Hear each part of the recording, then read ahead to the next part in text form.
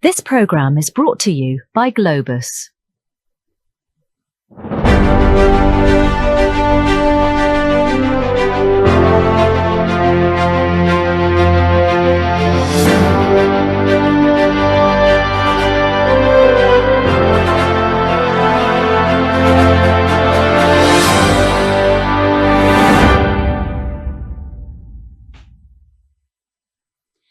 I am because you are Bote Africa. Hello, ladies and gentlemen. Welcome to yet another edition of your discursive, informative program. It is Global Insight on your Pan-African television.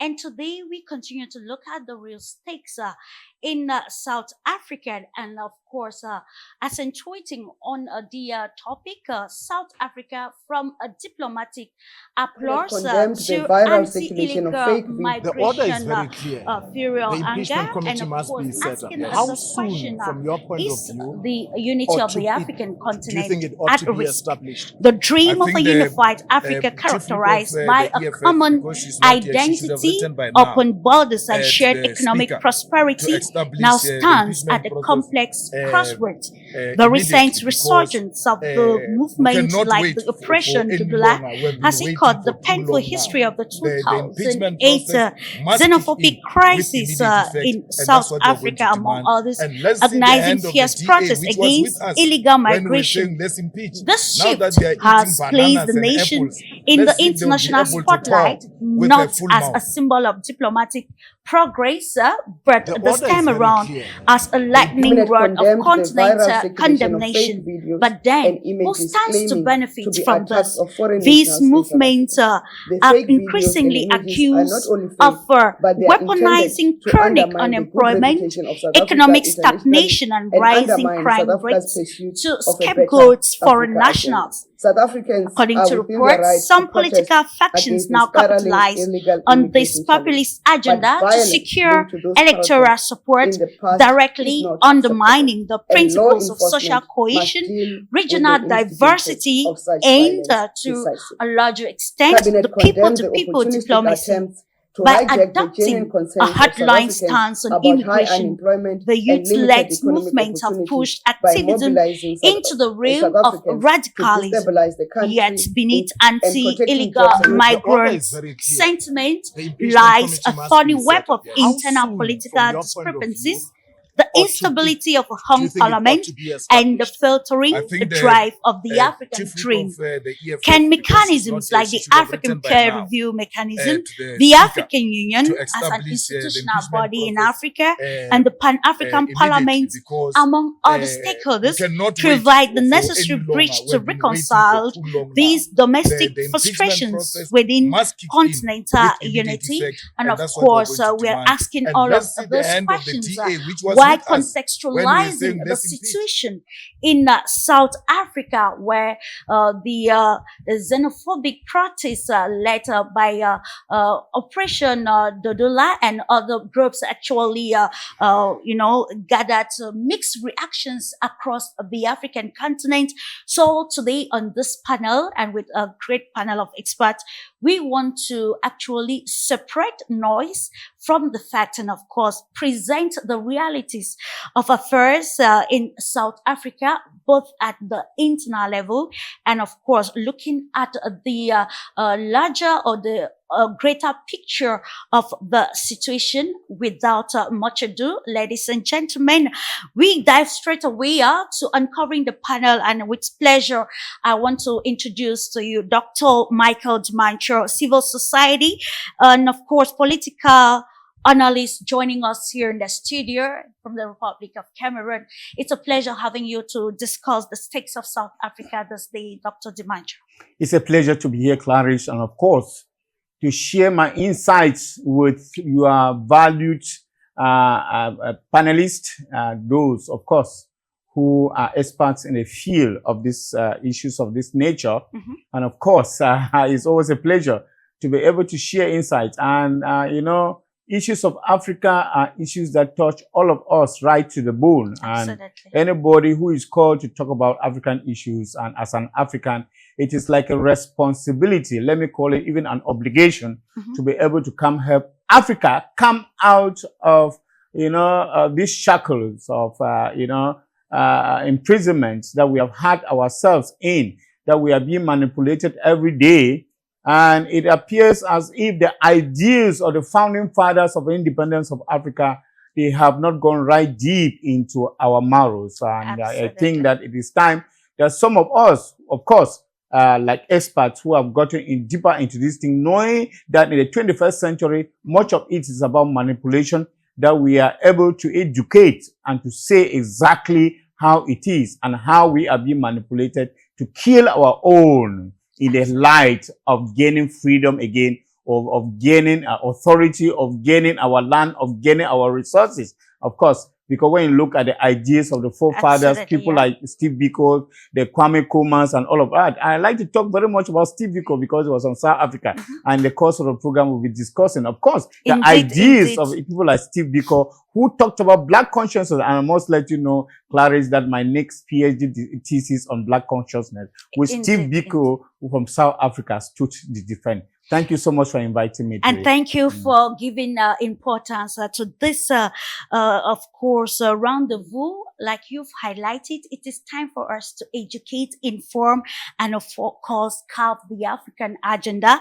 Let's now say welcome to Punima Anand, President, BRICS International Forum, joining us this day to continue to analyze the stakes affecting the African continent. You know, the world is a global village. It is imperative that we have diverse opinions to see how we can reconcile the differences or discrepancies tearing the African dream apart. Welcome, Punima. Good evening. Namaste from India. I'm once again very happy to meet Clarice's and Globus channel and our all friends from Africa. Today's topic is really very important because it is related to South Africa and Africa. As we know now, Africa is getting, very good impressions in the whole world.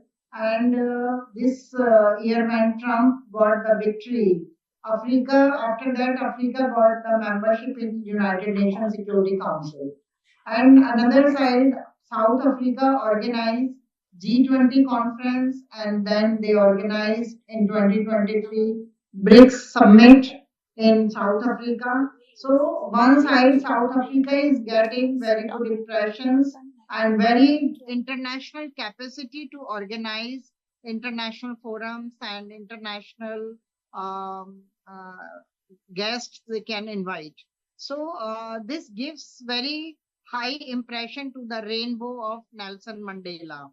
I must say that Nelson Mandela sacrificed his life for the freedom and the voice of Africa to be raised in whole world, and especially in against coalition and capitalism and neo-Nazism. He raised his voice at international level, and he due to his efforts, South Africa got the freedom. And this footprint is followed by other African nations also, because they are colony of France or other nations in Europe. So now they are also trying to get freedom. As we know, this is a natural rule that water flows from top to lower side, and people see for the hope at upper side. So the small countries of Africa, they are having hope with South Africa, and South Africa need to give support and need to give international alliances to small African countries. So this is the observation which I am feeling as an Indian, as a BRICS expert about Africa and South Africa. But now what is happening that inside South Africa, unemployment and opportunities are not equally distributed to the youth and new generation. This is the reason they are unsatisfied, they are having aggression, and their communities are coming out to take their rages that you said. But this acts which happens in Diola and one pregnant woman. So many stories I studied before this program, and I found that these all are not human supporting acts, and this is not real aggression of the South African people. This is, aggression or anger of some people who are not satisfied with their life, with their governance. So we need to understand better what is the reason of aggression, what is the reason of problems. If we will analyze problem properly, we can find proper solution. BRICS given good funds to South Africa, and many migrants went to their countries and they got good employment, good opportunities to raise their livelihood. So now the role and responsibility we need to understand. And today topic is very good that one side South Africa and Africa is getting international image, international voice is raising. Another side in their domestic uh, side they are getting internal aggression. So it need to make equilibrium between external and internal affairs, between external policies and internal policies, democratic policies. So this is all I would like to share in first round of our discussion. When my other panelists will discuss, I will understand more because they are from different parts of Africa. So, Indeed, what dear my Purnima. Indeed, of course, now we can make a stop in South Africa and getting the very interpretation, especially from those based in South Africa, with the realities of what happened in the country. The end of the month of April actually sent a different interpretation of affairs across the African continent, like you mentioned, Purnima. South Africa has gained international recognition in recent times. We saw the G20 actually summit, and of course the diplomatic maneuvering the United States of America that actually saw the continent hailing the rainbow nation as a master of diplomacy in the 21st century. But then today we are looking at the xenophobic attack which has resurfaced, bringing us again to asking hard questions of what is the real agenda behind the recent flare. With you, Dr. Dustin Lakika, who is a researcher associate with University South Africa, who want to have your holistic interpretation of the state of affairs in South Africa pertaining the recent xenophobic protests that actually attracted continental condemnation, and of course, and seemingly some diplomatic contestations, bringing us to some sort of a point of uncertainty as to what the real agenda is for Africa and its various countries.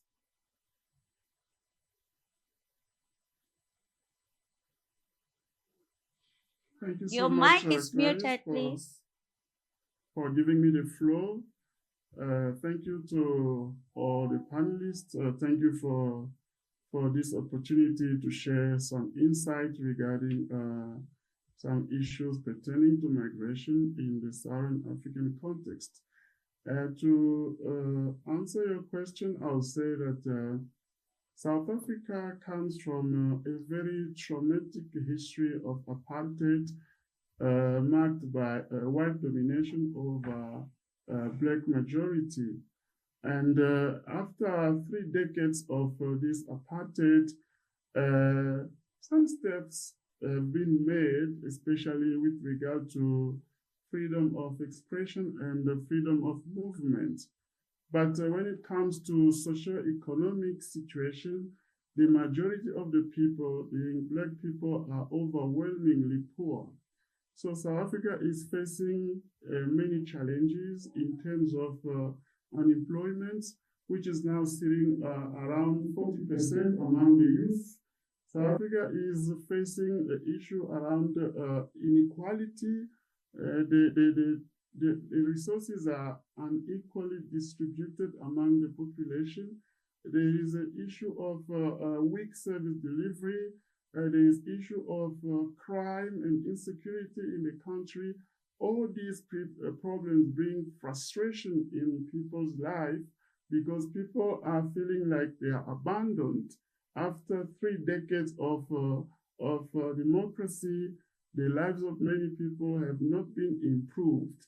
And when things are going wrong, when these socio-economic ills are not uprooted, so what comes to mind is migration. Migrants become the scapegoats, the people who are at the center of the problem. But I think looking at the situation in that way is very wrong, because I don't think that migration is the real problem that is stopping South Africa from achieving economic development. I think the problem is mainly about poor governance, corruption, and a lack of attention to the socio-economic hardship that affect people. So while protests are framed around illegal migration, as it is framed, but I think these protests reveal a broader crisis that has to do with economic situation in which many people found themselves, and they are not ready to satisfy their basic needs, and they think that it's migration. And in that context also, it also raises the issues around belonging and unbelonging. Who belongs and who does not belong? Who has access to resources and who does not have access to resources? And who must be excluded? So that's what is justifying the violence that you have been witnessing in South Africa currently. And I can say that it's not something that has started only now, because if we look at some studies that were conducted, especially the XenoWatch, which is an open system of collecting information relating to xenophobic violence in South Africa, it shows that since 1994 until now, about 1,258 cases of xenophobic violence have taken place in South Africa, and these violences have led to the death of more than 600 people. They have led to the looting of businesses and properties belonging to foreign nationals, and have also led to the displacement of many people. More than 100,000 people have been displaced. So it's a repetition because it shows impunity that takes place. Because of that impunity, the situation keeps on repeating. But migrants are blamed wrongly. They are not the cause of the South African economic, socio-economic ills. Your statement to this topic, and we stay in South Africa this time around with you. Good news, Cadogan. Here we, from our preamble and what has already been said by some guests, we want to ask that, we see South Africa in some sort of an interplay between youth activism, nationalism, and then xenophobia, entangled in a web of uncertainty as a result of the political agenda of the country. So what do you have to say about the recent attacks that actually xenophobic attacks? We heard many South Africans, particularly those who took part in the march, saying categorically that other Africans should leave their country, blaming foreigners for maybe the reason why they are unemployed. How valid is that to necessitate such hard stance towards a people of one identity? Hello to you, Good News Cadogan. All right. Mhm. Good day to all your listeners across the world and to my fellow panelists. I would like to start with describing South Africa as a nation. From both a history point of view and from an identity point of view, South Africa is a Pan-African country. These protests are about governance failure. It's not about the rejection of illegal migration. It's more about saying we need to fix the rule of law. If we can fix the rule of law, we can fix the tension. From a historical point of view, our liberation in South Africa is built on solidarity from countries like Nigeria, Zambia, Tanzania, Ghana. So Pan-Africanism runs deep in our soul as a nation.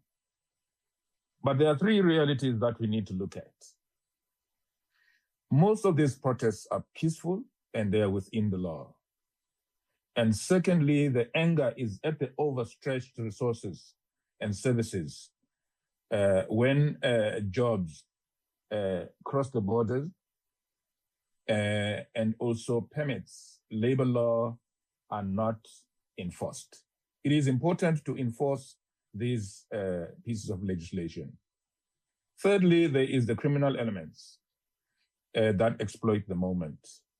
That is why then you'll find that some of the violence is not about genuine protest, but the infiltration of the protests by criminals. So I would like to propose two things in my opening. One is to actually professionalize home affairs, cut the corruption, enforce labor law equality, and coordinate within the SADC region and the African Union at large to actually ensure that governance happens across Africa, from Cape to Cairo. The reason there's migration is because there's a failure of governance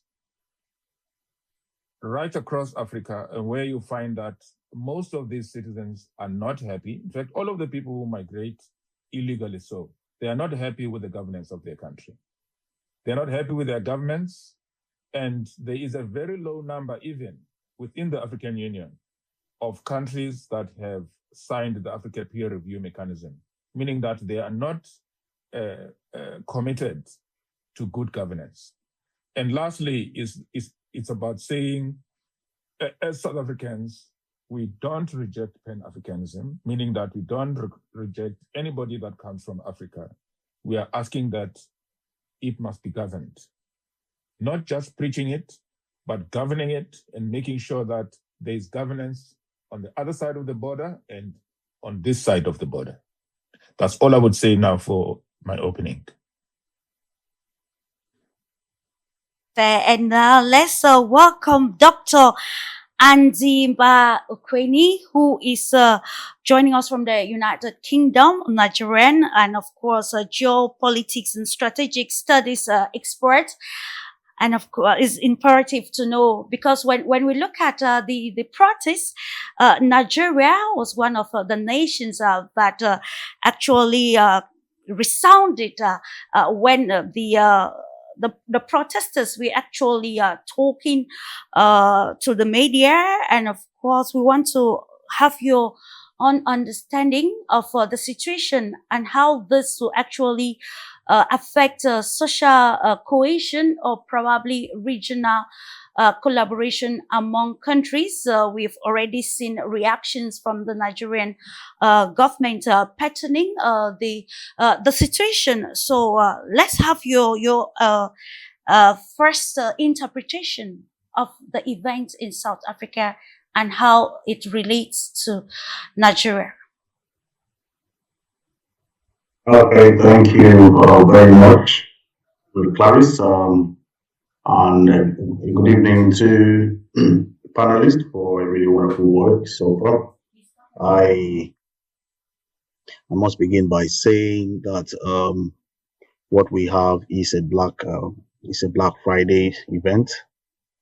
It's a heartbreaking news. It is an unfortunate development. that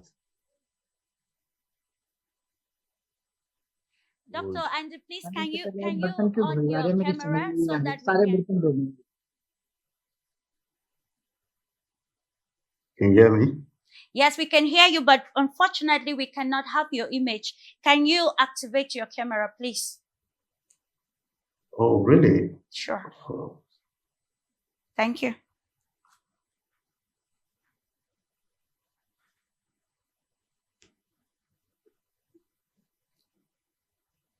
While waiting for Dr. Andy to activate his camera, ladies and gentlemen, I just wish to remind you that today we are focusing on the recent situation in South Africa, where key questions came to mind as to if really it's all about xenophobia, or probably there is a keen agenda beneath the protest that we had lately.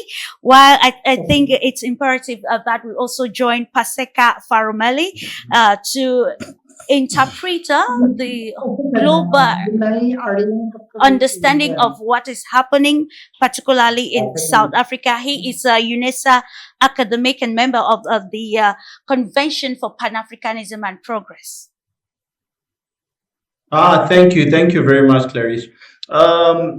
The first thing that I'd say is that good evening, good afternoon, good morning to those who are in the morning across the world. Very excited for this program. I've been looking forward to it for a while now. I think that two of the colleagues, specifically Dustin, Dr. Dustin and Brother Good News, have basically covered the context that I think is very important for this discussion, particularly and specifically speaking to the historical realities of this country, the current realities of this country, where a lot of instability can happen in a country that is on a knife edge. Specifically with the recent attacks, I tried following them, made sure that I understand what is happening in this specific context. And when you live in a country that's always in a position of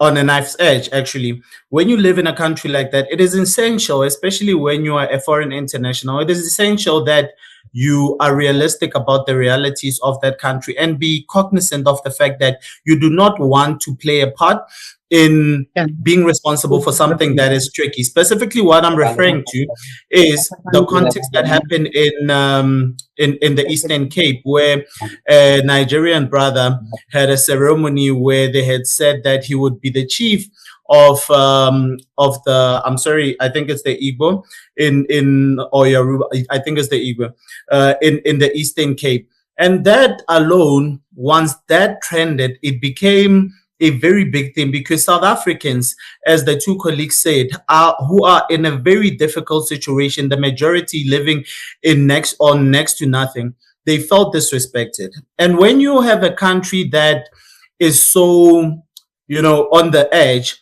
you need to be careful about what you do, especially when we speak in the context of our Nigerian brothers in South Africa. There is this stigma, whether warranted or not, that is associated with them, where they've been problematized a lot of the time. And you need to tread carefully. So that alone, that is actually where it started these recent attacks. Already we knew for years, we've had more violent attacks in this country that have been started by different things in the past. Now we found ourselves in a position where there's this brother in the KZN, and I'm sure that you have seen him a lot of the time. He's one of the guys who are leading these marches, along with March and March and Operation Dudula. All of a sudden, you now had them coming out to protest that, but they did not necessarily just stick to that, because even the Nigerian embassy released a statement and said there was a misunderstanding.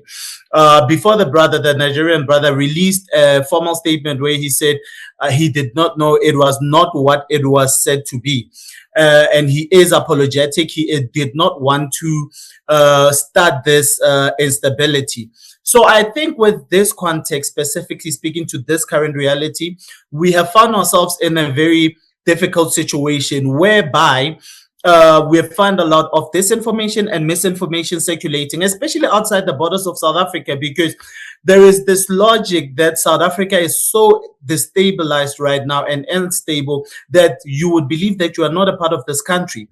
But I think something that is very important that we need to speak to outside of the context of what is happening right now is what is happening throughout the continent of Africa. And it's something that is very frustrating and infuriating, because I've seen leaders in Ghana, leaders in Nigeria who came out to speak against this, against these attacks outside of the reality that is happening in South Africa. And my worry is that they did not acknowledge something that is essential that Brother Good News spoke to, that they negated their responsibility as leaders. So naturally humans are going to migrate. And with that understanding, the basic understanding that you need to first take accountability for what you do as a leader, it is essential for us to understand that if you cannot acknowledge that and you want to blame external figures, then you are going to have these problems where your people will still continue to be victimized wherever in the world that they find themselves. They'll still be treated as animals anywhere in the world, because they do not want to be recognized as normal human beings. But I think that I will expand on these points a bit later, and I think that I will hand over to you, Clarice. Thank you. Paseka, and going back to Dr. Andy, if everything is okay with you, you are welcome as we continue to interpret the greater extent the recent xenophobic attacks in South Africa. How does that undermine the dream of the African unity, African identity?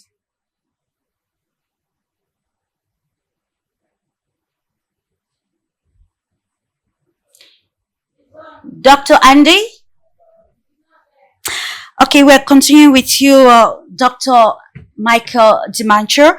After actually listening to the preliminary statement from each and every speaker, we now continue to want to look at this issue of migration. When you listen to Good News Cadogan, he pinpointed that poor governance or bad governance is the reason for migration. And of course, when we're looking at also the preamble presented by those who took part in the protests, we're seeing unemployment, inequality, and the blamed on foreigners.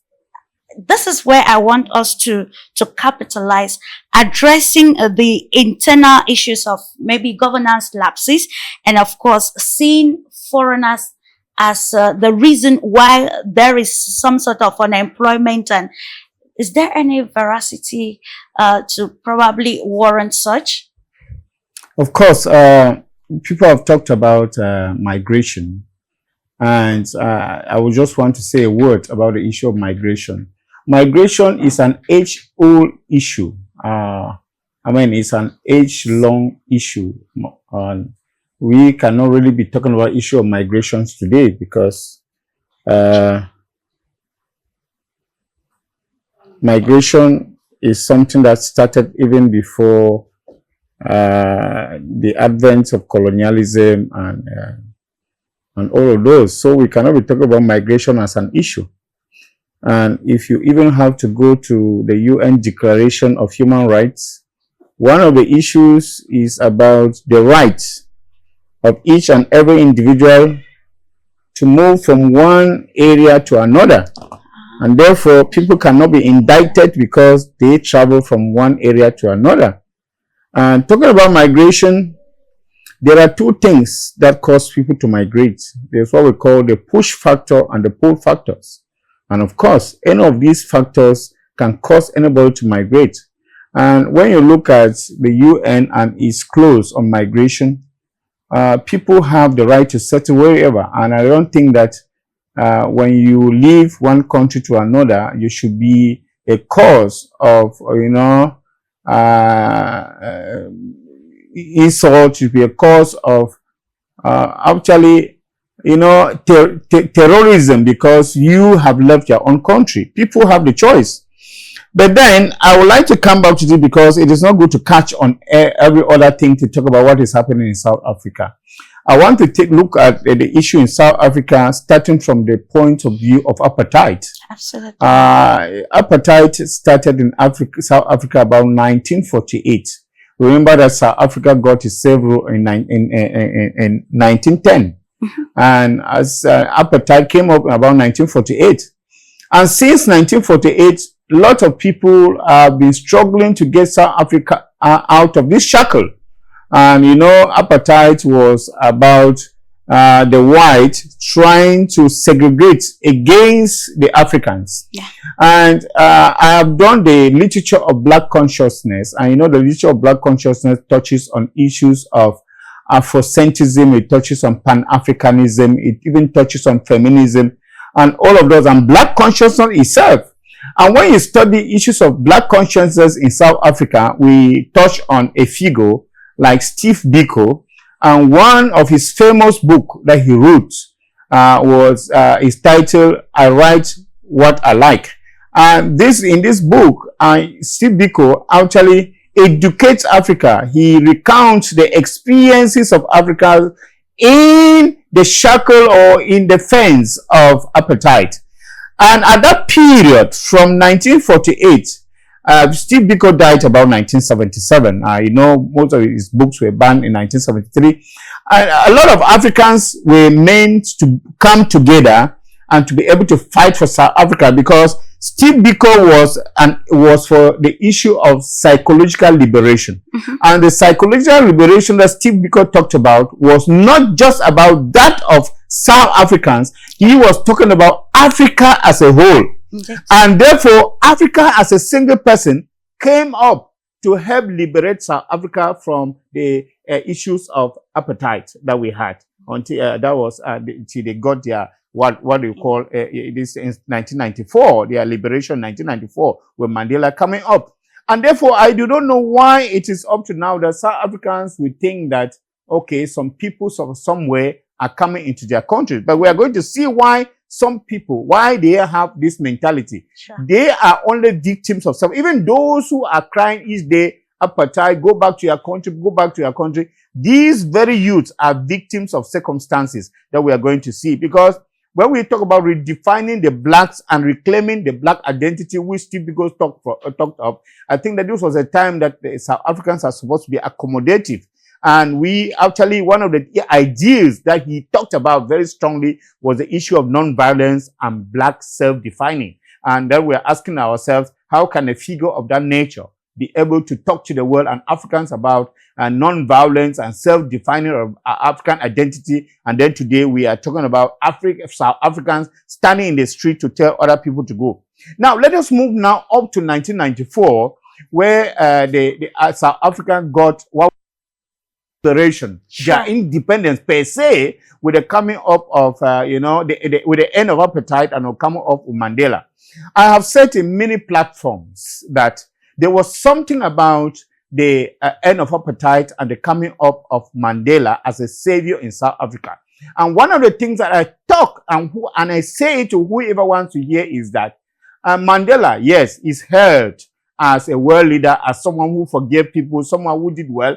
But there is something that he did for South Africa, which I keep on talking about every day. Mandela gained political independence for Africa, but South Africans did not gain economic independence.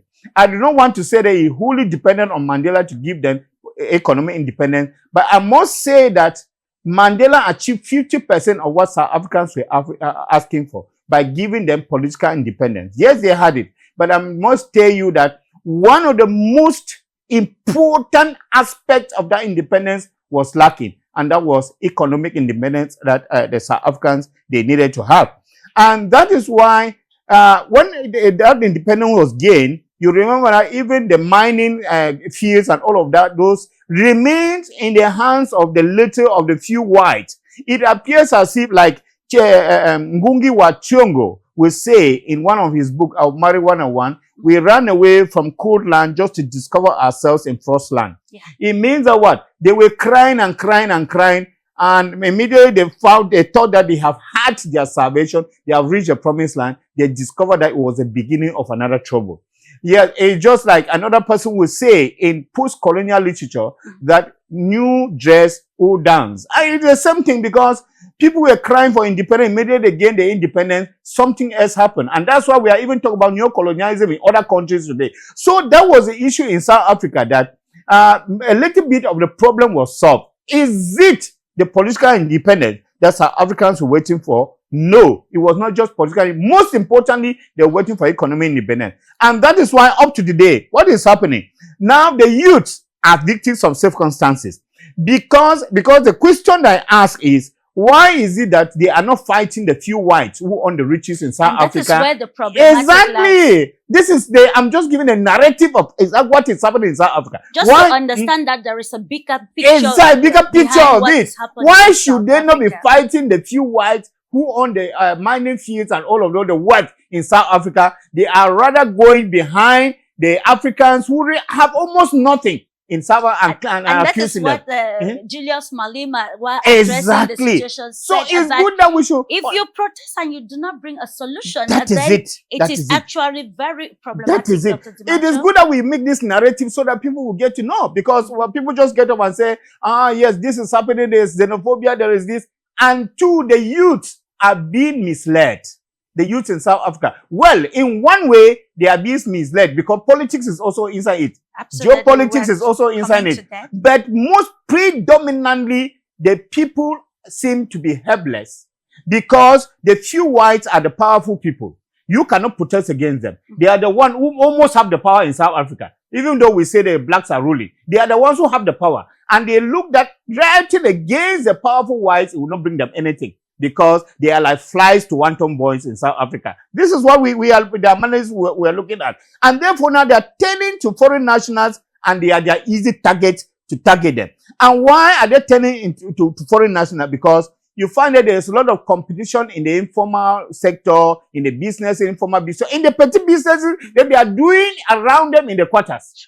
And therefore, they tend to go to people who are closer to them to be able to riot. But let me tell you, what they are doing is just like they are trying to use that situation, weaponizing to weaponize the situation, absolutely. to use that situation they're having. It is not directly to those foreign nationals and the poor nationals, foreign nationals that they're fighting. They want to use that situation to project to the world that something is wrong in South Africa. And there is a lot of political manipulation behind that, because you have politics and politicians getting behind them to let them know that South Africa is not well. And therefore the youth are now being brought into the street. They are being sponsored to get into the street to let the world know that there is a problem in South Africa. Look at now, there are no jobs and all of that, and the foreign nationals are now creating that international awareness about South Africa that many people seem not to understand, and now opening the eyes of all those who care to know that there is a problem in South Africa. This is what is happening.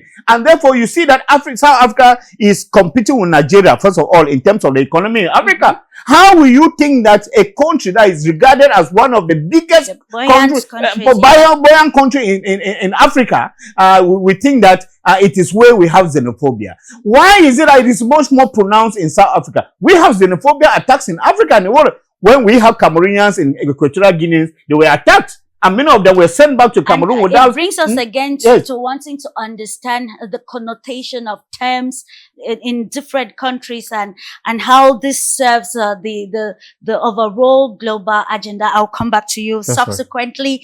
Right. Dr. Dimacho, I think to continue in line with what you just highlighted, I want us to go back to Paseka Farumeli, where we are looking at the South African. After the 2024 presidential elections, we saw that the parliament is no longer controlled by the African National Congress. South Africa today has some sort of a coalition parliament. That is actually bringing again already some sort of conflict of ideologies between the Democratic Alliance, the African National Congress, and of also Eastern and Western alignment.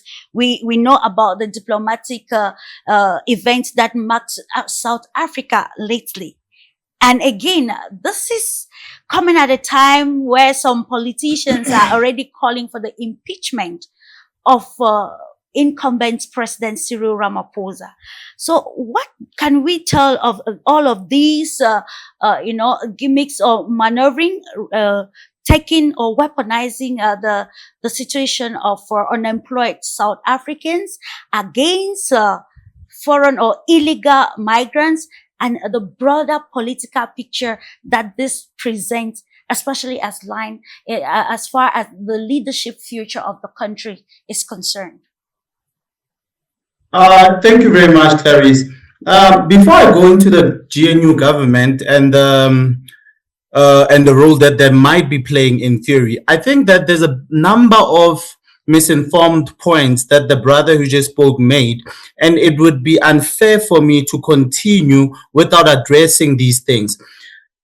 I would like to initially point out the fact that South Africa until this day hosts the highest number of foreigners in the country. No other country hosts as many foreigners than South Africa. Legally recognized. Illegally recognized. That means that number more than doubles to what we currently know. So saying that South Africa rejects migration or in any way or form looks at migration in a negative way is very misinformed, and it's very problematic, and it's something that needs to be addressed right now. The brother pointed out that South Africa's problem is white people. I've been preaching for years that we have a problem with whiteness in this country, and it is very problematic, but you must not use it out of context. South Africa houses the highest number of millionaires, black millionaires in this continent. South Africa houses the highest number of black middle class individuals in this continent. So it would be unjust to point out that South Africa still is being controlled by white people when we are actually living relatively comfortable. The issue is the disparity between the wealthiest and the poorest. And if you do not understand that point, then we now have a problem because we are using things that are not statistically backed. To go back to the point of migration has been happening historically. In South Africa, I remember when I was a child, we lived peacefully with migrants in this country. I'm going to point out two things that are very essential that need to be addressed. I am a Pan-Africanist by nature. So when I point out these things, it does not mean that I'm standing up for South Africa, but I'm speaking to facts, because we do not speak to emotions as intellectuals and academics and political analysts. We need to speak to facts. South Africa's informal tax shop market right now is being run by Ethiopian and Somalian business people, right? However, we need to understand the context in which that is happening. South Africans growing up, the tuck shop economy was owned by South Africans, but strategically and capitalistically, they were very strategic when the Somalians, Ethiopians were able to get into the township. They were able to mass buy and mass sell in a very low price. And then what happened was that they were able to push these individualistic South African tuck shop owners out. And that is fair game. But South Africans started complaining that there's problematic products that these people are selling, which are not the initial products that were being sold. What did they say? We need you to be verified to show that you sell quality product. And at the end of the day, we learned that quite a number of these tuck shops sell illegal products. They sell expired products. They just rebrand them. And if we do not address that, then we are not going anywhere. What happened next? What happened next was that the government itself had to get involved. South Africans in the townships decided to take a decision and say, all right, we will start our own businesses. We will recapture this market. Do you know what happened? The very syndicates started kidnapping South Africans. They started killing South Africans because they said they own the township market in the township. And now I want you to be rational, logical, not emotional in this specific context, and explain this to me. What is a common person living in the township supposed to do in this specific context? Are they supposed to say, no, it's okay, we are going to yield, and then we're going? There's a study that happened a few years ago where we learned that some of these tax shops, the money that South Africans are using to buy at these tax shops is being used and transported for terrorist attacks within the continent by by ISIS and their likes, and in the Middle East. So if we are not going to address that and make as though there is nothing wrong that people who are protesting foreigners, then we have a problem, because now we are having a dishonest, anti-intellectual conversation historically, and we are proud. And that is why I pointed out the fact that we grew up so happily living with foreigners.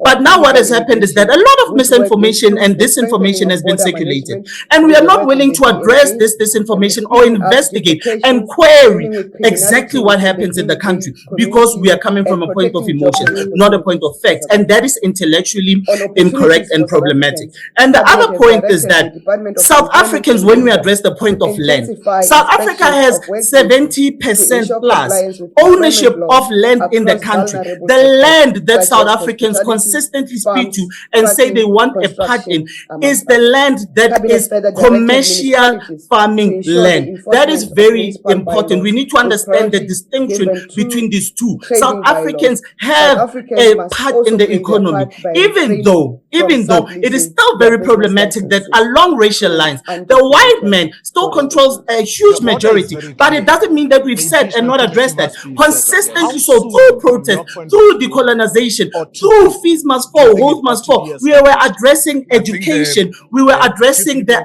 unfairness and the inequality in the country. So we are not useless as people of this country, and I need us to make sure that I continue and I emphasize we need to understand the fact that I, as Pasika Pahumile, I'm a Pan-Africanist by training. Every show, if you go back, and I will speak for a united Africa, but I need us to have an honest conversation. When we speak to illegality, it is essential that we speak about the illegality of men. And I know no man is illegal, but in practice, if we speak to illegality in the country, South Africa faces high crime rates. And it is not just South Africans alone. It is essential to know every crime scene that we see, there is always not always, but there is a foreign international that is involved. If we do not address such things, the government is supposed to, but we need to be honest. And that is the point that I'll speak to later. Going back to your question, Clarice, and I know I spoke for long and I do apologize. Going back to the GNU, and actually it goes fairly well with this fact that the GNU itself is unstable. They are politically unstable themselves. Why? Because ideologically they are so far removed from each other, but they've decided to unite themselves against parties that would have united African people. So now the DA has funders, Israeli funders. And this is where my theory is, right? Specifically when speaking to these current happenings in the country. As I said, it is not as terrible as it looks. And it shocks people when I provide them with pictures just going around to show what is actually currently happening live in South Africa. It shocks them because they are overwhelmed by this amount of disinformation. The reason I mention Israel is because Ghana itself, before they wanted to take South Africa to the AU to discuss this issue that is currently happening, Ghana itself signed an agreement for better rapports with Israel. Countries that have somehow built relationships with Israel seem to be the most outspoken without addressing the elephant in the room, that you need to sort out matters first before you become ignorant. The DA, the reason why I'm speaking to this example, the DA is very aligned with Israel. They believe there's no apartheid in Israel. They believe there's no genocide in Israel. So I would believe if we hypothesize or theorize that South Africa is currently unstable because they are enabling it and paying for it, because South Africa right now, our number one enemy in the world is clearly Israel, because what they're currently doing to Palestinians and currently to the people of Lebanon, but also their backers, America. But I think I will leave it there, Clarice. I spoke for too long, but I think that we need to make sure that when we speak from an informed point of view. We speak factually as academics. We speak knowing what we speak to, outside of emotions of what we think is happening. Thank you, Clarice. Thank you all for your analysis, dear Pasika. Just to let us know that at this juncture, we want to reconcile the the situation in South Africa on this platform. You quite mentioned disinformation and misinformation, and I think those points can be addressed here. Now we go back to you, Purnima Anand, from a people-to-people diplomatic standpoint. When we saw the march against Black Africans in South Africa, it came to mind that some time ago we saw a march in South Africa against genocide in the Middle East, particularly on Palestine. I beg your pardon. And so it came to mind asking this question that will address some sort of, human to human relationship. The understanding of support for Palestine, and then seeing your identity, because other Africans in South Africa represent the African continent. This question is for us to try to understand some sort of the conflicts or controversies surrounding the interpretation of the march in South Africa and how it presents the country in its own people-to-people diplomacy.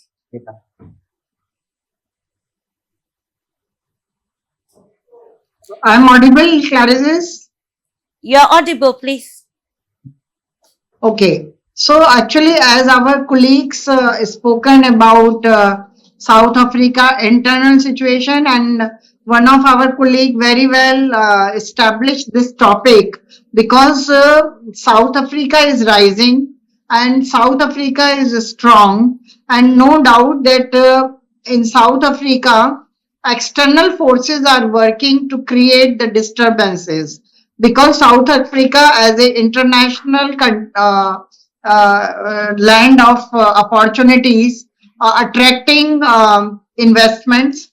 And as I know, Black billionaires are investing a lot in Africa and South Africa.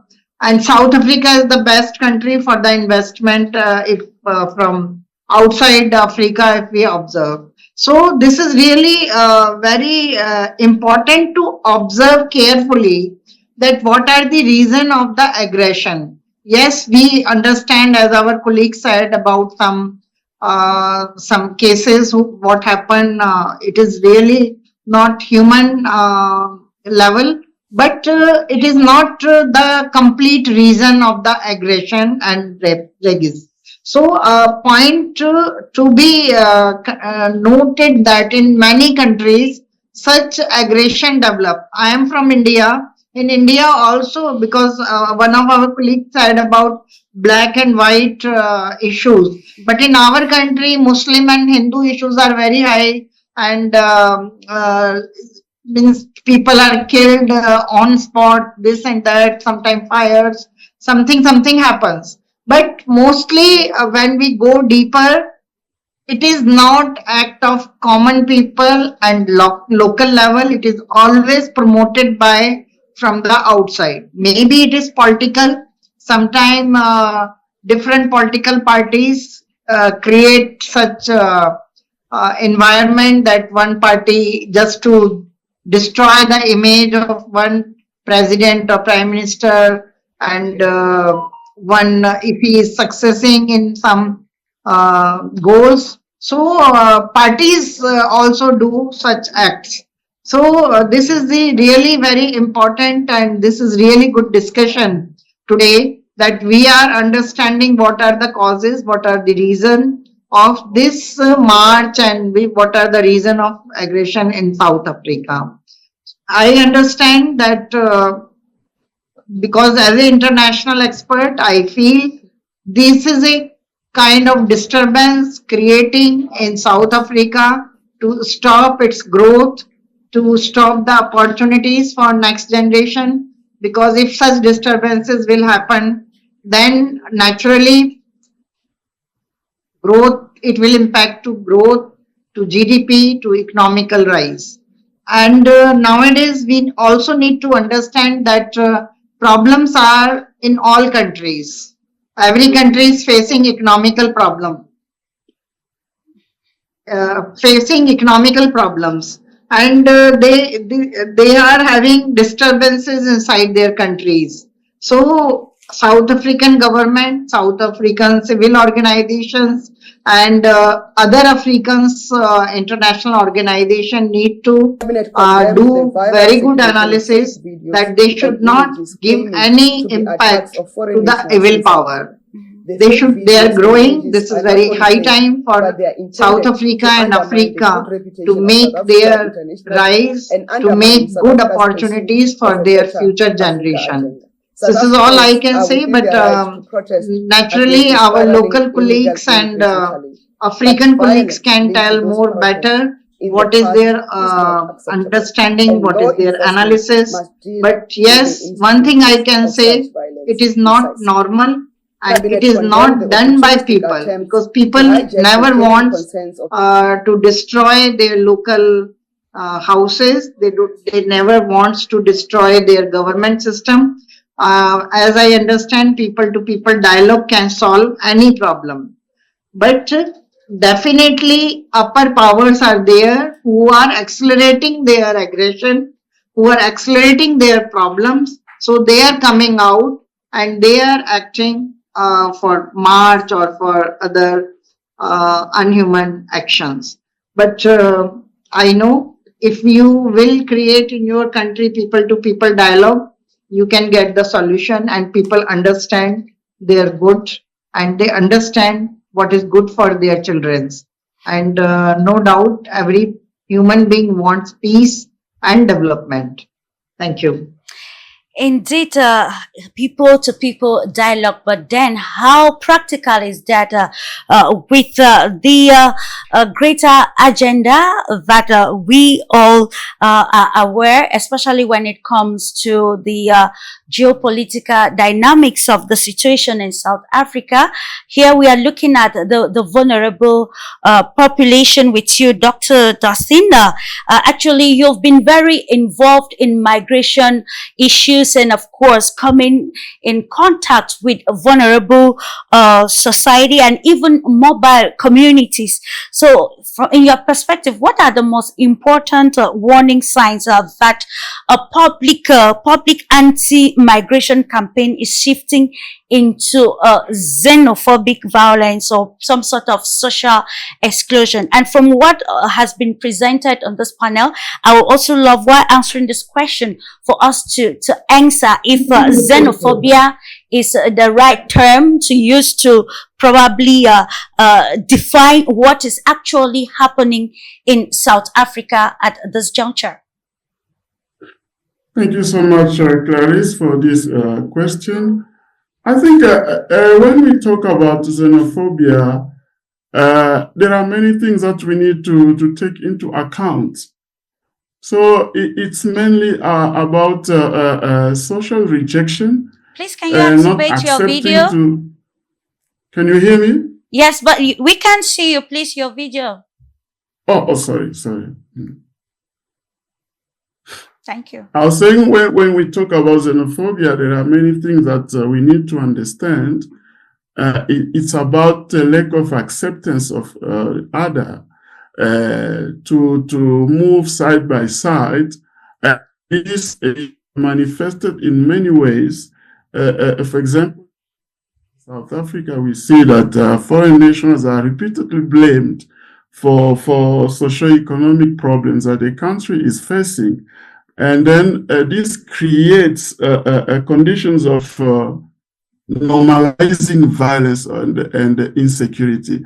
And when we go further, we see that unlike what my brother Good News said, that Africa is not xenophobic, there is also this political branding other African brothers and sisters. Like here in South Africa, they are called kwere.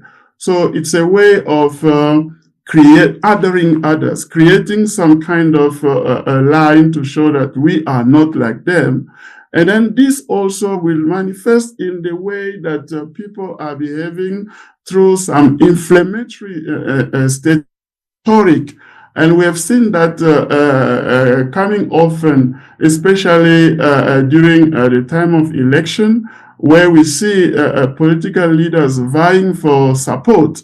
They will bring some inflammatory statements that blaming foreign nationals to be the root cause of the problems that the country is facing. And that goes even further to see that even the media will just reproduce these statements. And as we know, we are in the era of social media. Some information can be real or not real, but in the mind of the people, it changes their attitude towards the presence of foreign nationals in the country. It goes even further when we see some vigilant movement taking place, going from one place to the other, trying to stop foreign nationals from accessing some basic services like we have seen at the health care facilities. All these are warning signs that something very terrible is coming if no measures are taken. And what you have seen is that on the part of the government, sometimes they just come with making some statements, some political declarations standing against xenophobic violence. Yes, it's symbolically important, but it doesn't contribute to address the entrenched xenophobic practices that have taken root in the attitude and the actions of the people on the ground. So these are the warning signs that we mainly see happening before violence, physical violence, can take place in the South African environment. Indeed, and all this brings the table, or probably the stakes back to the governing body, the leadership of South Africa, and also to a greater extent, looking at what role governance can play at this moment. With you, good news, Cadogan, with all the stakes, which you actually I highlighted that real and practical governance that actually addresses the realities of the population or the people will help to actually curtail some of the instances which are viewed today as xenophobic in nature. So, as a Pan-African leadership coach, what governance mechanism should the government of national unity adopt at this pressing moment? It is already obvious that it's a fragile political scope for the rainbow nation, given the recent flare, where we see even some political parties using it to actually garner some relevance in the political sphere. Thank you very much, Clarice. And when we look at this situation that we are facing in South Africa, it's not necessarily about a shift in the public attitude since the days before apartheid. What has happened here is that the system is broken. The state has failed. The first failure is border control. When there is no border control, you have got porous borders, under-resourced ports of entry. The perception is that the state isn't managing, and that's a sovereignty issue. There is no state amongst the states in Africa that has got an open book insofar as migration is concerned. There's no ways you can have free migration, uncontrolled, ungoverned, with no proper identification. The second failure that we have is poor administration and non-enforcement of existing legislation. The Immigration Act exists on paper, yes, but there are backlogs, there are lost files, and slow adjudication. And as a result of that, there are parallel systems that are running. And to add on to that, you have got corruption. When permits and IDs are sold it doesn't only compromise South Africans, it also compromises the law-abiding migrants who are here, having applied and having been admitted to live and work here as academics, as health practitioners, and all sorts of other people that we need to fill in the critical skills gap that we have in South Africa. The business is also involved. Business leadership failure is exploiting this informality, where you find that some employers, they hire these undocumented workers to undercut wages so that they don't have to pay UIF and other compliance regulations that they have to adhere to. So in the end, this pits the worker against worker, and it creates the resentment that you see, and is created by harmful business practices. That is what is happening. And lastly, what I would like to highlight is that when we call for open borders with no plan for absorption, it means then it's a free-for-all. And it also blocks the rational policy conversations that we should be having from an economic point of view to say, how do we develop the structural dynamics of our economy to cater for a population growth that you are not even able to forecast because the borders are open. You could have 2 million people coming in 1 year, another 5 million coming in another year. So there is no proper planning that is being done to make sure that government can actually provide public services for a known population growth and a known population number. So in the end, to bring up all of these points to bear is that the problem isn't that South Africa doesn't want Africans here. The problem is that the state has outsourced immigration so that in the end, it's the corrupt and the informal economy that are managing all these things. Thank you. Thank you, Clarice. Let me stay with you, Good News Cadogan.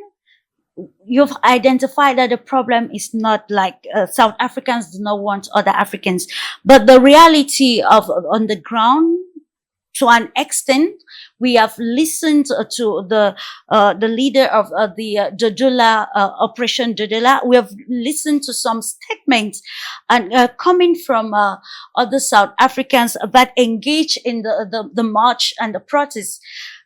So how can we reconcile this to make the South Africa fertile and healthy for cohabitation with other Africans, of course, in this very critical moment? Because their point is not on the government, but actually has to happen within the confines of the law. Mm-hmm. You can't have people coming and going in an uncontrolled manner and hope that there will be peace. The strife that we are facing now is because there is no control. There is failure of government.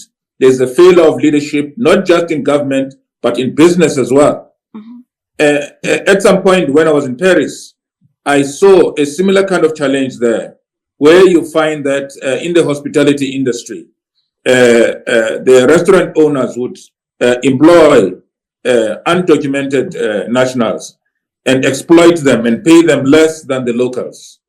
So in the end, if I were to say how we can reconcile the two, fix governance, put controls in place, raise the level of compliance, and make sure that anybody that comes and goes is in the context of the law, in the context of public policy. Thank you so much. It's about public policy, and Dr. Michael Dimancho. Let's now understand, like, how trying to see how the maybe authorities in South Africa and other countries in Africa can actually reconcile some sort of, national sovereignty with the realities of the stakes of the philosophy of Pan-Africanism. Because if today migration is an issue, not just in Africa, but across the globe, we're seeing this in Europe, where migration policies are changing. We saw when Donald Trump came, we saw the stance on migration, and today we are now facing the same situation in Africa at the time that a different philosophy or song is actually across the ends of the continent on cohesion, togetherness. Unity is strength, to be able to have that practical full sovereignty at every level for the dream of a united Africa. Yes, Clarice, I will still come back to this. Sometimes, sometimes some panelists speak from the point of view of emotions. I'm talking like our panelists from South Africa. Mm-hmm. Sometimes when we use emotions in some of those things, we don't solve any problem. I still insist. I have done studies on South Africa, and I have realized that South Africa has an issue, and they don't want to catch the issue itself to solve. They are chasing it around the bush. You see. So what is the issue? Let us. Yeah, you see, South Africa is like, let me say, South Africa is the United States of America, where the blacks want to make the country what it is. South Africa is considered as an African power in terms of economy today. And let me tell you, they are Africans that make South Africa. They are migrants that make South Africa what it is today. I want to tell even our co-panelists from South Africa, that we know exactly the reality of South Africa. Let me tell you, at the point when South Africa got up from the roots, where I will quote it back, was around 1867, when diamond was discovered in Kimberley. They were not South Africans who were employed to work in the diamond and the fields. When in 1886, gold was discovered and Witwatersrand ran, they were not South Africans who were employed to work in that mining field. They were Africans, especially from Botswana, from Zimbabwe, from Lesotho. Africans who came forth to work. They were employed because our Africans did not want to work in the gold mines. And I am paraphrasing Julius Malema. He says the jobs that foreigners do in this country, if you ask South Africans to do, they will not do. So in one way, we want to say that South Africans want the white-collar jobs. I went to one country where actually some administrators openly said it, that our youth do not want to go to the farms, do not want to work, in those kind of, third-class jobs. They want only office jobs. And exactly this is what South Africans are into. And we have to talk about that, because there is already a problem. Even if we had an issue with migrants, why are South Africans taking the law into their hands? They said, according to the policy, power belongs to the people, and they're executing. They are executing democracy wrongly. You are only free under the law. That is democracy. This is actually now sending a message. That is the thing. So let us Africans not tell us the power belongs to the people. How? How do you get on and behave in a very, very askance and terroristic manner, and you say the power belongs to the people? You only are free under the law. And therefore, what they are sending across, I want to say that they are chasing an elephant, and the real elephants and the real game that they want to catch is not that elephant that they are chasing. So they should be very, very careful. South African, many other countries are living that. We have had countries in Africa who talks about foreigners getting in and taking and whatsoever, but we have not had this kind of heightened or this kind of climax, this apogee of crisis that is actually plaguing the country as what South Africans are doing. We know already that South Africa, you are asking about what we have to look forward to. There should be solidarity. The history should be remembered. This is the first thing. History should be remembered. The country South Africa was not made by South Africans who are clamoring for their freedom today. The country was made by migrants and African migrants. I must quote it very squarely. And therefore, if you remember that, then you have to look at even there are strong kingdoms like the Zulus and the Soto and whatsoever. Those are Bantus who went there. They have to know that. And that most of these migrants have already been instilled into the culture of South African, and they have to accommodate them. If there is an issue of crime, like I heard somebody talk about issues of crime, is there a place without crime? Every place has crime, but it has to be regulated. And to regulate, you don't have to take the law into your hand in order to regulate. So what they are actually making us understand is that the South African government is weak, that it cannot regulate those crimes. This is what they are telling indirectly. And therefore, there is already a problem. Because they have way to lay their claims, to lay their problems, and they are not laying. Or will they tell us that they report and the government doesn't do anything? And therefore, they are taking things into their hands. I think that we need to be a little bit serious here. Because I have said something, and I still continue and insist that South Africa has a problem of the economy. It is a powerhouse in Africa, but they still have a problem of economy. Somebody may say that there are black Africans who are very rich in South Africa, but the gap is too wide. And when the gap is too wide, there is bound to be a problem. You have rich people in every country, but when the rich is too rich and the poor too poor, there is bound to be a problem. Because you have a chunk of, of course, I can quote some of the richest people in South Africa. I know some of them by name. I mean, the popular one is Motsepe. It's one of them. I know some, I can quote them by name. But then there are a chunk of South Africans who are very rich compared to the white people who are there. And the few have the affluence of riches in South Africa. It is a continuation of disguised appetite. And therefore, the youth are disgruntled. And because they are disgruntled, they still have this issue of, do you know that during the apartheid you had what South Africans they call the passbook, where the South Africans, before they even travel, they needed what they call the passbook. It appears as if the youth in South Africa still have what they call the passbook because they do not have a say. And they are afraid to complain where it's supposed to be complained. They are afraid to riot and talk about the real problems of South Africa. Let South African youth talk about their real problems. It is true. And it is not by mistake that they are rich. It is true that many people, I talked about the issues of the push and the pull factor of migration. People have discovered South Africa because their ancestors built South Africa the way it is today. We Africans are the who supported South Africa the way it is today. And South Africa has grown to be that powerhouse where many people are looking up to. It is now a pull factor because of its amenities, because of its health system, because of its education, because of its social, amenities and all of those.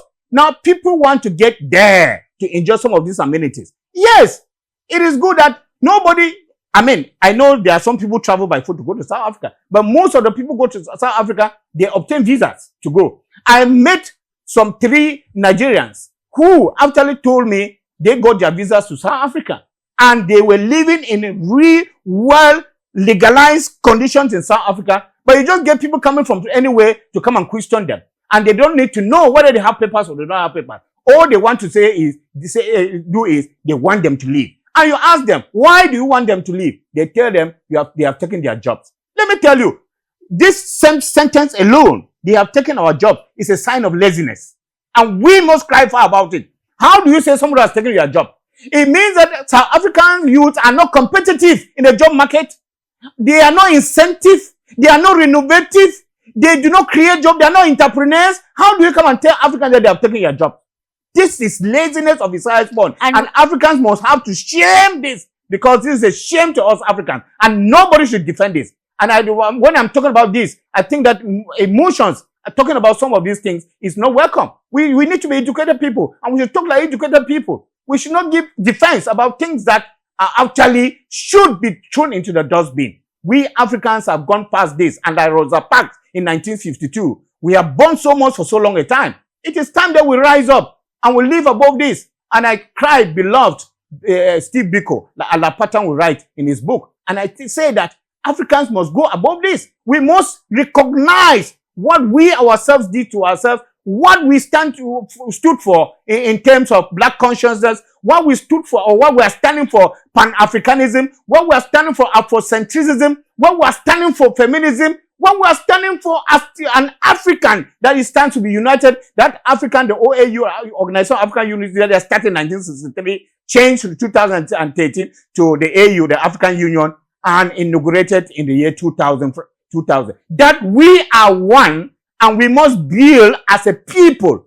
Because when you start segregating, who is saying that another person is not an African and that he should go to his country?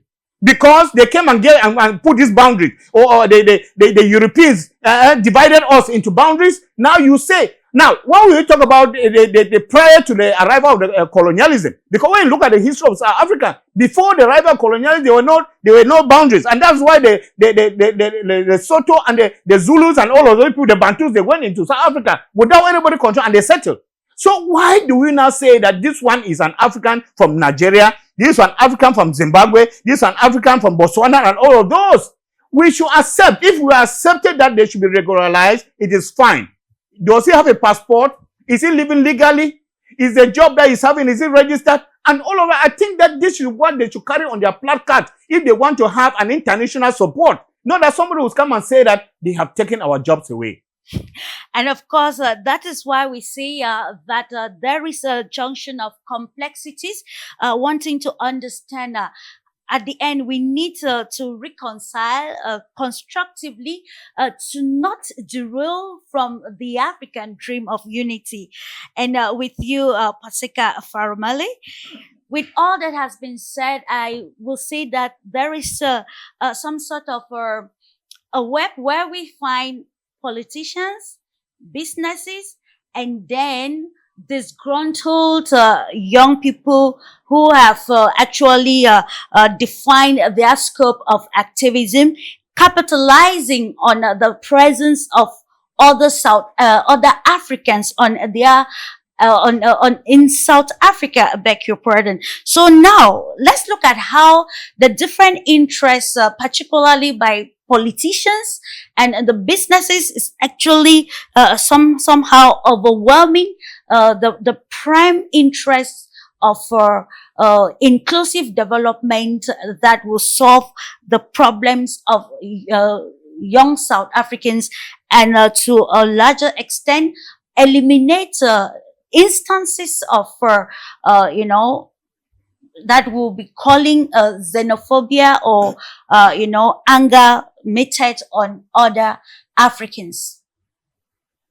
Thank you very much, Clarice. I think most of what you're raising, I think Dr. Dostin and Good News to an extent they spoke to, especially Good News in the last comment. And something that is important that I point out, the reason why I cannot speak to the doctor's previous comment is because Good News spoke to them, and to an extent, Nima also spoke to them. It is said that this funny stereotype or this funny rumor that South Africans are lazy, it's one of those conversations that you hear in America. And I don't necessarily enjoy speaking about them because I've got a lot of problems with these specific people who say that Black Americans are lazy. They want to do the work. You see something similar here in South Africa. And I always laugh at that thing because since growing up until this day, actually growing up in the township, at 4 o'clock until this day, South Africans are the earliest people to wake up to go to work or to seek work. At 6 or 6:30 in the morning, the majority of South Africans in the world, like these statistics are in the world, people who wake up the earliest. You already hear taxis moving at 4:30, 4:30 in the morning. And those are South Africans going to work. So when people tell you that South Africans are lazy, it's this, to call it it's a lazy way of thinking. It's social media rhetoric. It is uninformed, and it is sad because every time I hear comments like South Africans are lazy, I see what time South Africans go to seek for work. I see what time South Africans are going to work. And Brother Good News spoke to something that is important. Why South Africans have a problem with certain jobs. It is illogical. It is an African to not want to fight for what you are owed. So if right now what is currently happening, as he previously explained, South Africans reject certain jobs because the private sector, these farms that we were speaking to earlier on, they take advantage of the foreign internationals so that they can give them next to nothing. But we need to understand the context in where that comes from. The money, if you get, let's say, 100 rands, maybe $20 in South Africa, when you go to Zimbabwe, because of the reality of the economic, because of the realistic economic situation in that place, that's a lot of money. But in South Africa, it becomes very difficult for a person to function. So in actual fact, we should be addressing governance, which is something that is essential. We should be addressing the private sector that enables this behavior. But now, if we approach this from a point of view of being uninformed and using social media, Twitter, Facebook rhetoric, then we are not going to move anywhere. I want to point out something that is essential, right? Dr. Dustin pointed out a big critique of South Africa, and I definitely agree with him when he speaks about what builds to actual attacks. And he gave a very precise theoretical approach to what is this, what happens, how do we get to a point. That is an informed position outside of emotions, outside of anger. So now when we speak to governance in this country, when we speak to building a narrative, when we speak to historical examples of what happens before an election, as we know later on in the year, the date I think has been announced for November, if I'm not mistaken, there is a local election. And Dr. Dustin said something that is essential, that politicians are able to also manipulate narration. And, you know, in every show, I point out to the fact that I hate the South African government because of how broken they are, how inhumane they are, and lastly, how corrupt they are. Because a lot of the problems would have been fixed. As Brother Good News spoke when he was addressing the question that you asked him, he said, fix a bordering system and make sure that you are able to know who is in the country. And don't forget, I advocate for an open border continent because I genuinely do believe, until this day, I genuinely do believe that an open border Africa is our solution to our problems in the continent. But I am not delusional to the realities of the continent. Because once we now become delusional and we do not speak to what will actually happen, then we've lost the plot. We are not speaking factually from an informed point of view. So with that being said, I think that if the government would fix itself, we wouldn't even be in this space to have this conversation, have this discourse, and to make sure that when we speak informed and having done research. That is my last word, Clarice. And I do understand I didn't necessarily speak to your point, but I think that we are losing each other. And it is sad. It is genuinely sad that we are where we find ourselves right now. Thank you, Clarice. Talk to be able to understand the stakes and come to a compromise. How can we then build trust between Africans living in other countries, particularly in South Africa? We will now want to look at it somehow with you, Dr. Dustin. There is something that when you look at the reality of what is happening in South Africa today, it is actually appealing to the human consciousness, to the human fabric of the aspect. But then when we want to look at the unity of the continent and the challenges, we are going back to the 2020, 2021, looking at it critically from the adoption of the African Continental Free Trade Area, and of course the diplomatic milestone that countries in Africa have been recorded. We'll also acknowledge that since that time, from that time till now, the continent has witnessed some sort of controversies, crisis, actually tarnishing, I beg your pardon, the African agenda of togetherness. You know, we cannot talk about a revolutionized Africa or Africa with full sovereignty when there are some sort of critical hard discrepancies along economic lines, along political lines, and even diplomatic lines. Of course, thanks to the Botswanan government for actually bringing out a statement to, you know, counsel what has been circulated as the country cutting diplomatic ties with South Africa and even cutting power supplies. So now it is how mechanisms that we can use to rebuild trust and make the African person understand what is there for the African continent, and of course how we can you know, withstand the external pressure undermining the dream of a unified Africa. Thank you so much, Clarice, for your question. I just want to highlight something before I come back to your question, to say that when we talk about migration, migration is often demonized. It's perceived as a threat, but we're not also focusing on the positive side of migration. Absolutely. It is true, as my brother Paseka said, that South Africa is one of the top African countries that house migrants. As we know that nowadays, because of the European borders that have become very tough to penetrate, many African migrants are within Africa. And in South Africa, we don't also tend to see what is the contribution of migrants to the economy of the country. Migrants contribute. There are migrants who are also business owners and who often employ some South Africans, working with them and gaining some means of living through this activity. This one, we don't see it. We don't present it as a good side of migration. But I know that when it comes to South Africa, the main problem is the dysfunctionality of Home Affairs when it comes to the issue of documentation. When we talk about the documentation crisis, we are not only singling migrants. We can see even among the South African citizens, there are many who are still undocumented.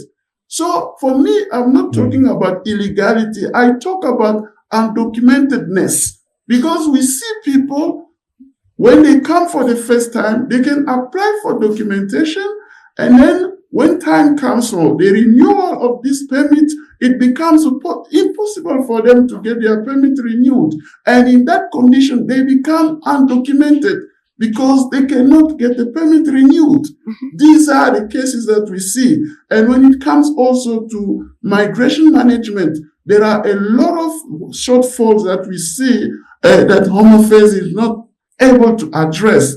Like when it comes to the issues of asylum permit, you can imagine that there are people who have been in that on that status for more than 20 years. So they've never even seen their case being moved to another level. So these are the problems that South Africa is facing, and that needs solution. Because if we don't find solutions to these problems, it's very difficult to talk about moving forward. And the South African population, nowadays, it's sitting at 65 million people. So when we talk about influx of migrants, we also need to remove some myths that we always have. Migrant population makes up only 4%, less than 4% of the South African population. So I don't think that this 4% can overwhelm the health system or the economy of the country. Yeah. If we compare with the majority of the people who are South Africans. Now, coming to the issue of borders, this is very, very important. I think there have been discussions about these borders these are the legacy of colonization. If you go, for example, to Western Africa, you see countries like Ghana, Nigeria, Togo. These countries, people are mixed. You see Yorubas in Ghana, you see Yorubas in Nigeria, you see them somewhere else, you see Hausa. So there are some issues about illegal crossing. We are not promoting illegal crossing. It does happen. And before these borders that the colonization has given us, we know that our people used to move freely from one place to the other without any control. That's why we can see this mixture of people. But now, something that people are not paying attention to is that the same colonizers have come back to invest again in border control in Africa. We see the externalization of border control now is taking place in Africa. And African leaders cannot agree with the idea of removing borders because that's where their power lies. And that's where they draw their interest from. So if you remove the border, their powers will no longer exist. They will no longer have opportunity for their interest. That's why they can easily agree with the colonizer, the former colonizer, to give them money so that they can reinforce control or reinforce borders. Because European countries, America, they know that if people keep on moving, they will end up in Europe or in America. They will try by all means to stop people from moving. And how do they do that? They give money to African leaders to reinforce border control in order to stop people from moving. That's why this idea of Pan-Africanism is not moving forward. The idea of removing borders is still a utopia because of these kind of realities on the ground. Thank you. Indeed, understanding the realities on the ground and being more strategic and practical about solving the problems, actually stopping the full, unification of the African continent that will actually give impetus to intra-Africa trade and removing the barriers, which I think it is already some sort of agenda that the revolutionary leaders actually in the Sahel states implementing among other aspects. How can we then reconcile all of the interests of politicians, businesses, and also the vulnerable society in order to achieve a clear development trajectory that will solve many problems of the young people, the vibrant young people across Africa. And this is where we want to understand, of course, with you, Purnima, and then trying to holistically see how we can reconcile youth activism, nationalism, and the aspects of xenophobia, and how youth can be educated to ensure that they are not instruments or catalysts used by politicians to attain some sort of selfish agenda that will not solve the very core problems affecting them. Thank you, Clarice. This is really interesting question about young people, because young people is a future of Africa and South Africa. It is very important that common consciousness and people-to-people dialogue should be raised in the society, in the community.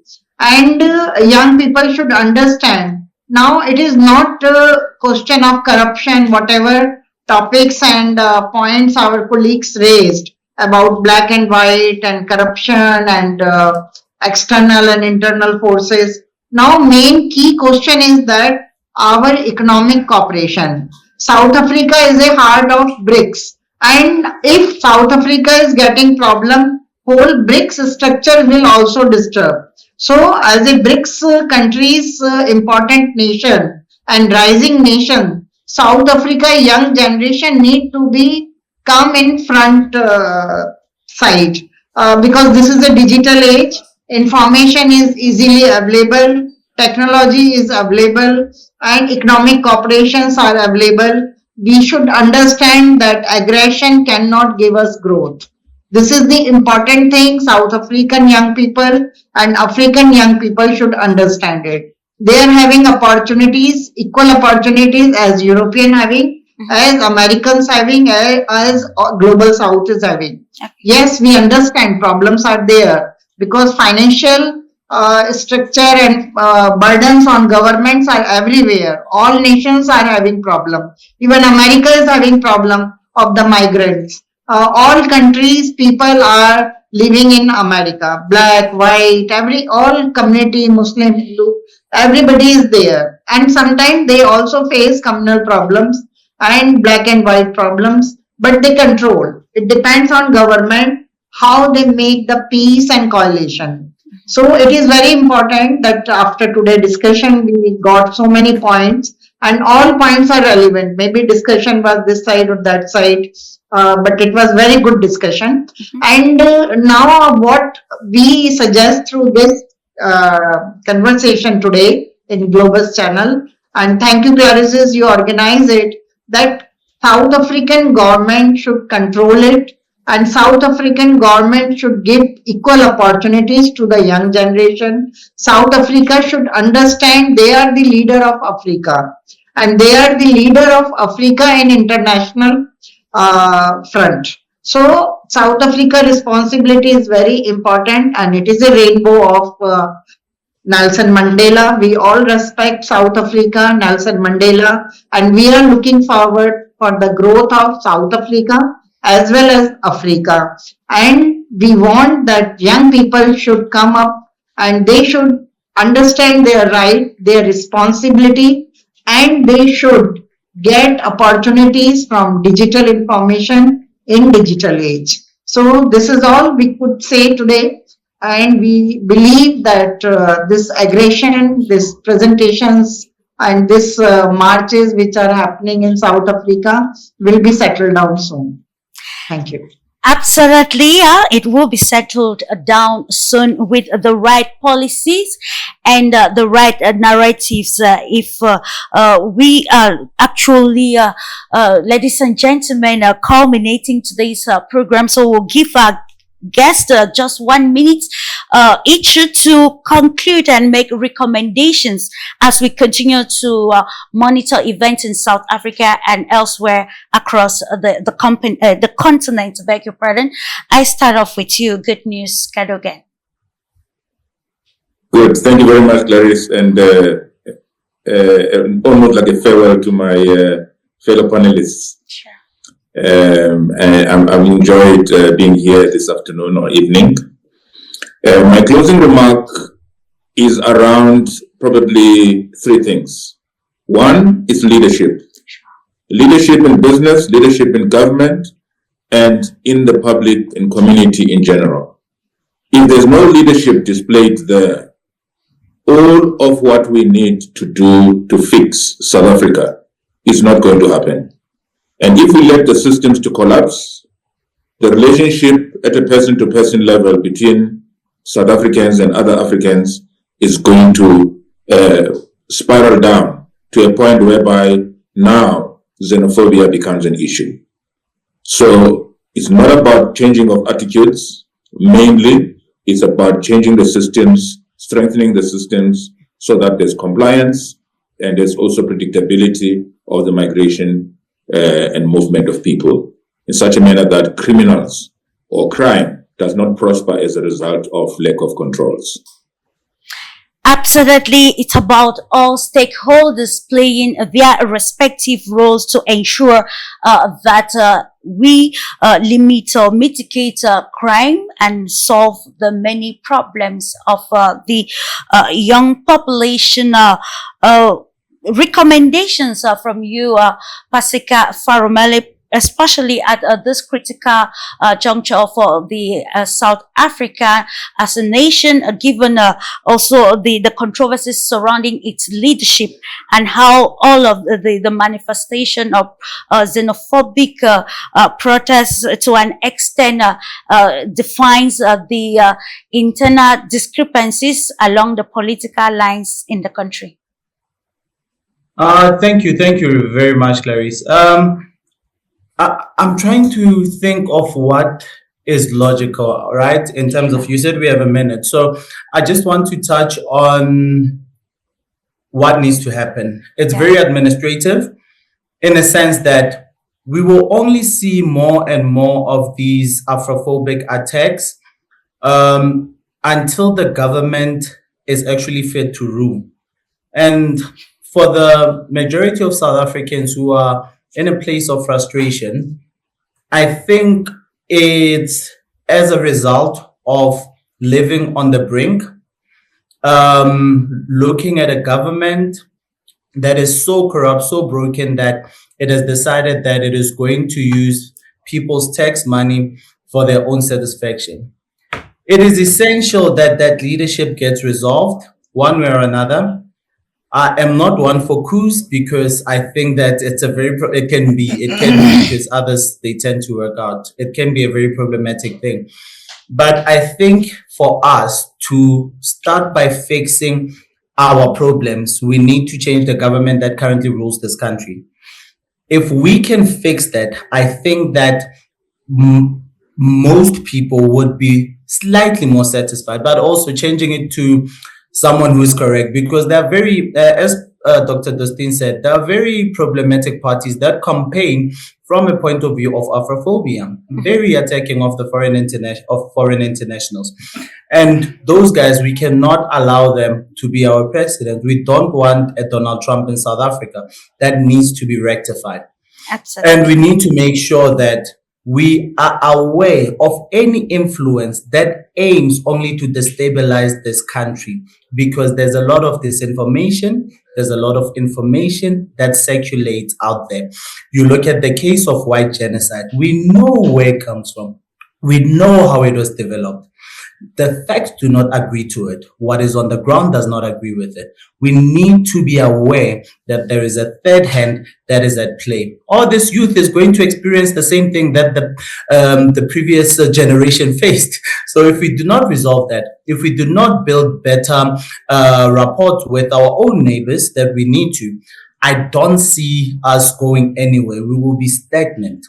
And thank you very much, Clarice. I was hopeful that we would have a way that we would see an Africa that is united without borders, but I've become very skeptical. For years, I've been preaching that on this show. Absolutely. But looking at the continent and how the leaders are moving, I do not see that happening anytime soon, because they are very nationalistic in their approach. And Dr. Dustin also did touch on this. He said, a lot of them are going to lose power. I apologize for speaking too long, but thank you. Absolutely. There's always a lot to say regarding the stakes across the African continent. We will continue to do our best to contribute our quota to the real emancipation and development of Africa. And with you, Dr. Dossin, let's now look at the real stakes of unity for South Africa that will reconcile the realities of a continental agenda.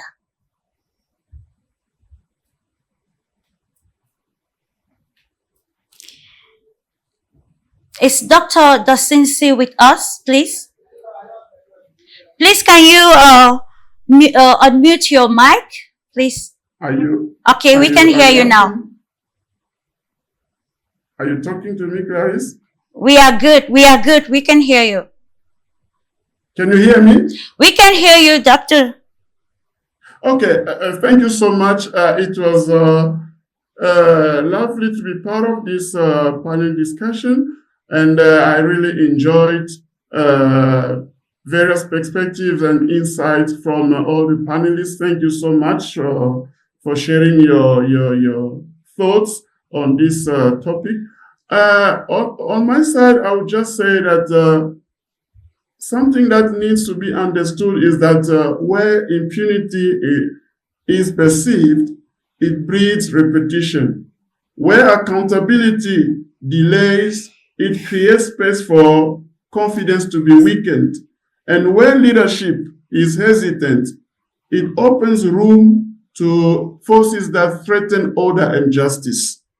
South African governance has a key role to play in protecting all persons, irrespective of their origin, hold perpetrators accountable in transparency. When I'm talking about perpetrators, I don't mean only those who are committing xenophobia. Even migrants who are illegal, who are committing unlawful practices in the country must be held accountable with transparency, and also reinforce public messages that encourages peaceful coexistence and discourages all xenophobia in all its forms. Strengthen the alignment between constitutional ideals and the conduct of the people in the country. I know that the country is facing many challenges, but I have to say that it's not by removing foreign nationals from the country that solutions to these challenges will come. Solutions requires sustainable management that addresses the real problems of inequality, unemployment among the youth, and social exclusion, which is creating frustration and prompting people to commit violence. South Africa is one of the proponents of Africanism ideology. And South Africa is also promoting African solidarity, but it has to do everything in respect with human dignity, in respect with the laws and regulations of the country. And the challenge is to manage migration through lawful and evidence-based rights, not to rely on myth and some inflammatory statements that are always putting oil on the fire and creating tensions among the people. One thing also that needs to be mentioned, that South Africa has this vocation of investing in other African countries. And South Africa has a lot of investment in African countries, in banking, in telecommunications, in agriculture, in mining. And when xenophobia takes place in South Africa, it tarnishes the image of South Africa in other African countries and also disrupts South African potential to invest in those countries and to gain more resources that can help the country also to face its problems of unemployment and social situation that people are facing in their daily lives. So I think that by so doing, South Africa is going to gain respect, and also to be one of the key figures, the key African countries that promote African unity, African solidarity, and human dignity among the people and among the countries. Thank you so much for your time and for your attention. Indeed, thank you so much for your presence and insight, Dr.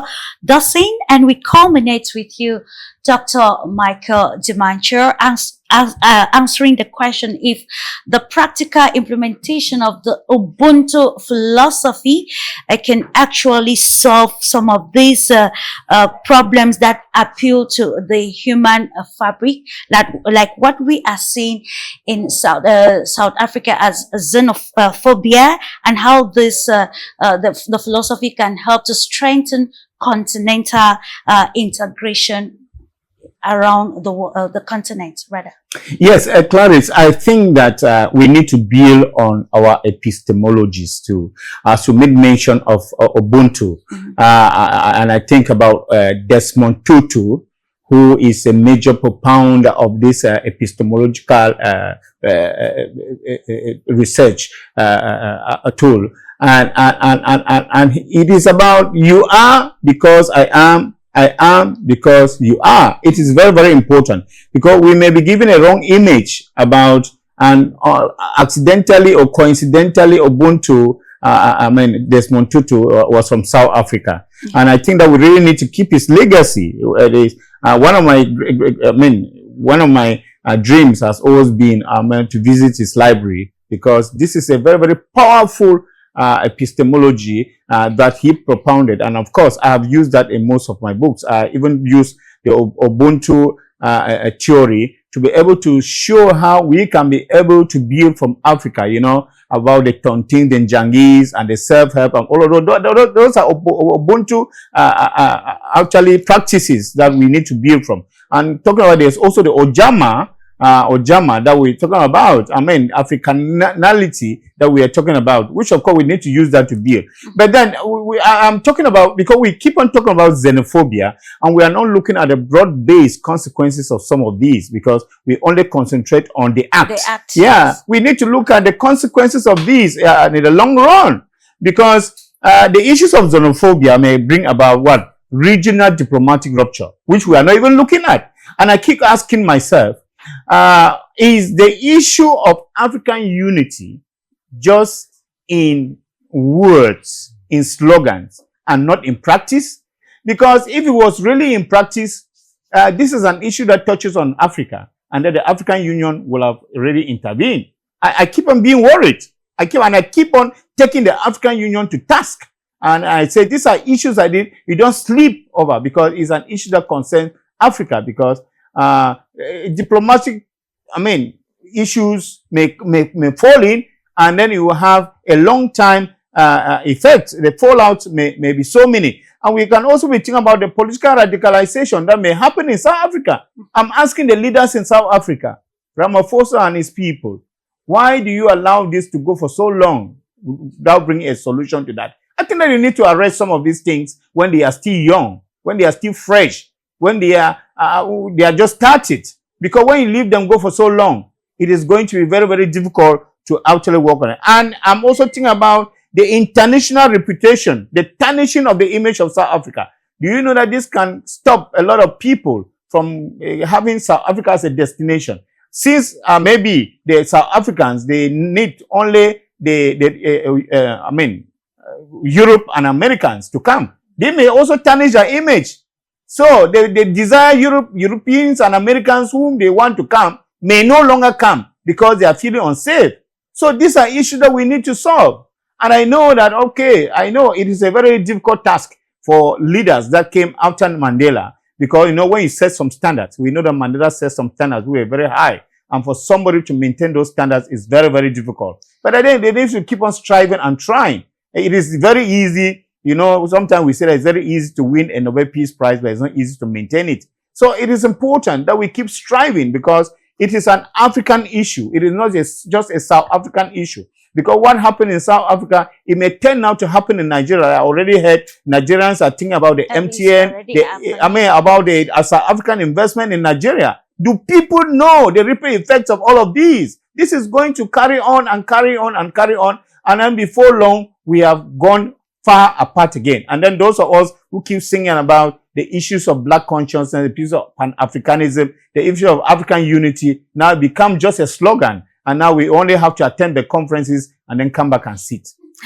Of course, I think we are going to solve the problems here on the platform Global Insight with such discussions that do separate the noise from the fact we can build a more constructive agenda that will help to inform, educate the African people, particularly the African youth, and their probably a responsibility towards the integration and the unity of the African continent as a whole, because of abuse of social media, or the fourth industrial revolution somehow is actually having some sort of negative effects because of the disinformation and agenda setting that comes from citizen journalism, or people who do not have the right stake of affairs, exaggerating and making a situation situation look so moment and